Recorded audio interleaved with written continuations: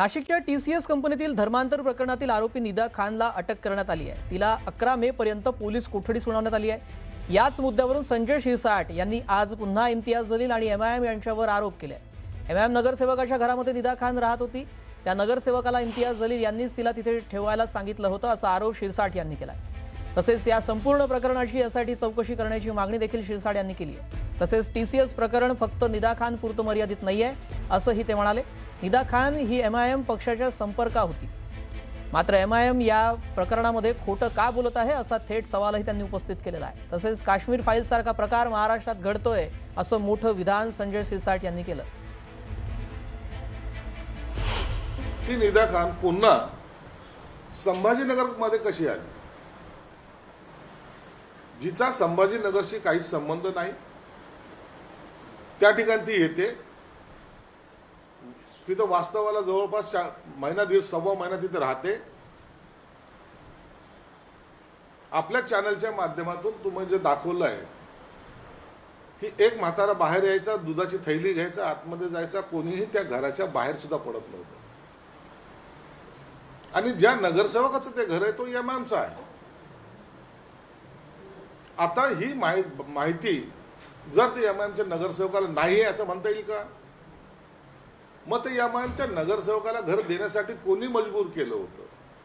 तर त्या इम्तियाज जलीलने केलं। आपल्याला हिला वाचवायचंच आहे। हे प्रकरण हे फक्त निदा खान पुरतं मर्यादित नाहीत, ही साखळी पूर्ण महाराष्ट्रात फिरलेली आहे। अनेक ठिकाणी अशा निदा खान तयार झालेल्या आहेत। काश्मीर फाईलचं या ठिकाणी जसं काश्मीर फाईलमध्ये घडलंय तेच प्रकार महाराष्ट्रात अनेक ठिकाणी घडत आहेत अशी माझी माहिती आहे। म्हणून या प्रकरणाला अत्यंत गांभीर्यानं घ्या।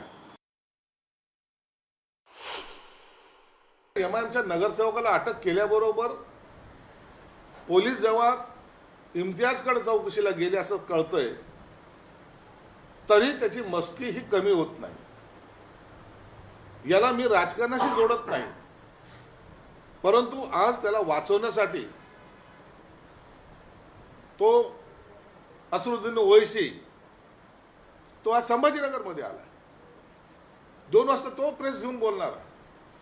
म्हणजे एकाला वाचवण्यासाठी दुसरा कसा धडपड करतोय हे तुम्हाला पाहायला मिळतंय। MIM ही भाजपची बी टीम नाहीये। त्या प्रकारचा ते आभास निर्माण करतात आणि असं दाखवतात की आम्ही काही जरी केलं तर भाजपवाले आम्हाला वाचवतील। हे त्यांनी डोक्यातून काढून टाका। पश्चिम बंगालमध्ये यांच्याच विरोधामध्ये लढून हिंदुत्वासाठी नारा देऊन भाजप आज पश्चिम बंगालमध्ये सत्तेवर आलेली आहे।